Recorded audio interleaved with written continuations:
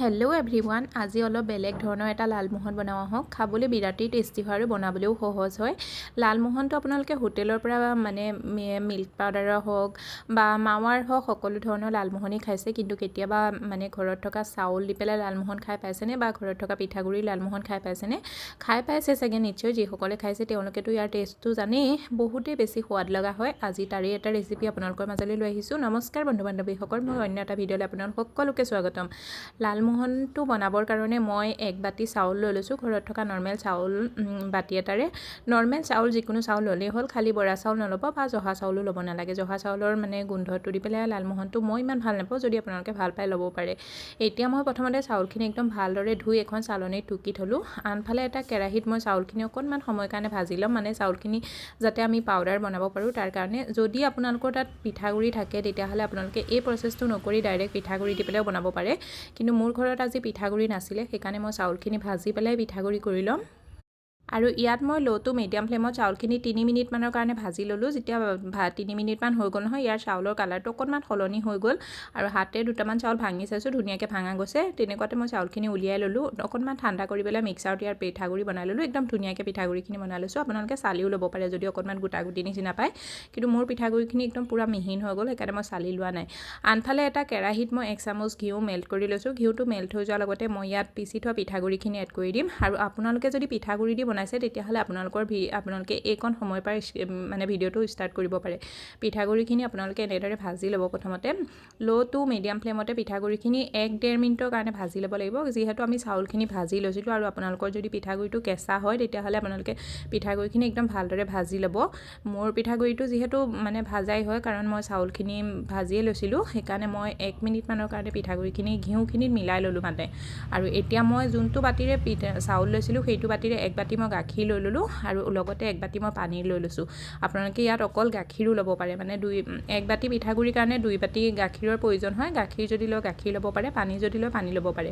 মানে আমি যিমান চাউল লৈছোঁ বা যিমান পিঠাগুড়ি লৈছোঁ তাৰ ডবল আমাক গাখীৰ ল'ব লাগিব বা পানী ল'ব লাগিব। এতিয়া মই অলপকৈ এইখিনি এড কৰি দিলোঁ আৰু একদম একেৰাহে লৰাই পেলাই মই এইখিনি মিলাই ল'ম। এটা ডোৰ দৰে ৰেডি কৰি ল'ম। যদি আপোনালোকে ইয়াত ৰৈ দিয়ে নহয় তেতিয়াহ'লে এইটো গোটা গুটি বান্ধি যাব, কিন্তু ৰৈ দিব নালাগে, একেৰাহে লৰাই থাকিব লাগে, তেতিয়া গোটা গুটিটো বান্ধি নাযায়। একেৰাহে লৰাই পেলাই মই এইটো এটা একদম ধুনীয়াকৈ আটাৰ দৰে ৰেডি কৰি ল'লোঁ, যেনেকৈ আমি ৰুটি বনাবলৈ মানে আটা সানো নহয়, ঠিক তেনেধৰণে।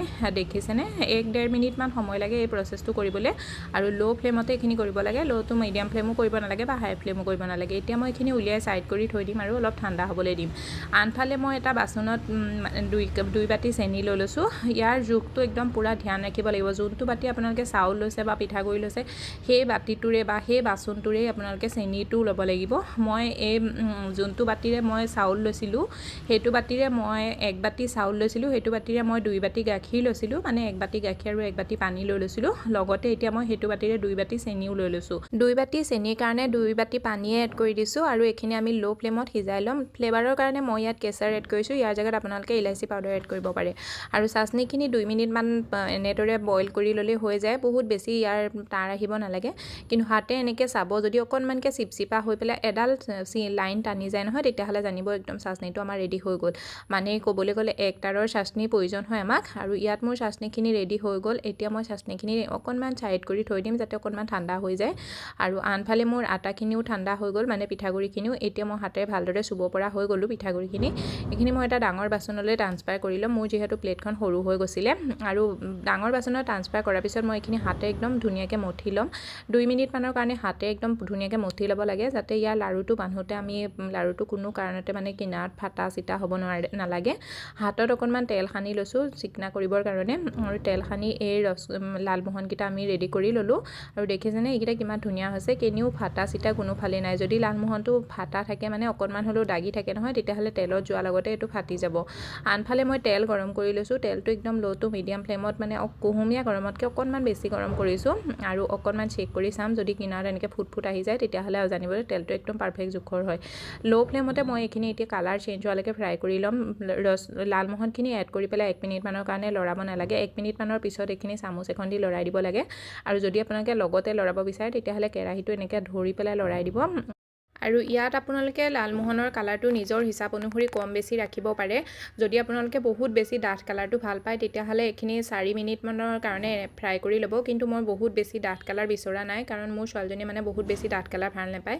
লালমোহনটো তাইৰ ফেভাৰেট হয়, সেইকাৰণে তাই মানে এনেকুৱা গল্ডেন কালাৰ লালমোহনটোৱে ভাল পায়। সেইকাৰণে মই গল্ডেন কালাৰ হোৱাৰ লগতে লালমোহনখিনি উলিয়াই দিলোঁ আৰু তেলৰ পৰা উলিয়াই লগতে মই চাচনিত এড কৰি দিলোঁ। আৰু চাচনিত এড কৰি পেলাই আমি 2 ঘণ্টামানৰ কাৰণে এইখিনি এনেদৰে চাচনিত ভিজাই পেলাই থৈ দিম। আৰু ইয়াৰ কালাৰটো মানে বহুত বেছি ডাঠ কালাৰ নহয়, তাই এনেকুৱা কালাৰেই ভাল পায়। কিন্তু যদি আপোনালোকে একদম পূৰা ৰঙাটো ভাল পায় নহয়, তেতিয়াহ'লে এইখিনি 1 মিনিটমানৰ কাৰণে আৰু ফ্ৰাই কৰি ল'ব। মানে মোৰ 3 মিনিটত মই এইখিনি ৰেডি হৈ গৈছিলে, আপোনালোকে 4-5 মিনিটমানৰ কাৰণে এইখিনি ফ্ৰাই কৰি ল'লে ইয়াৰ কালাৰটো ডাঠকৈ আহি যাব। আৰু এয়া আমাৰ লালমোহন ৰেডি হৈ গ'ল। এইটো কিমান ধুনীয়া কোমল দেখিছেনে? বহুতেই টেষ্টি হয়, এবাৰ জৰুৰ ট্ৰাই কৰি চাব। আৰু আপোনালোকক মোৰ এই ৰেচিপিটো কেনেকুৱা লাগিছে, যদি ভাল লাগিছে পেজটো ফ'ল' কৰি দিব, লাইক কৰি দিব আৰু এটা ধুনীয়া কমেণ্ট কৰিবলৈ নাপাহৰিব। লগতে শ্বেয়াৰো কৰি দিব পৰিয়াল বন্ধুবৰ্গলৈ।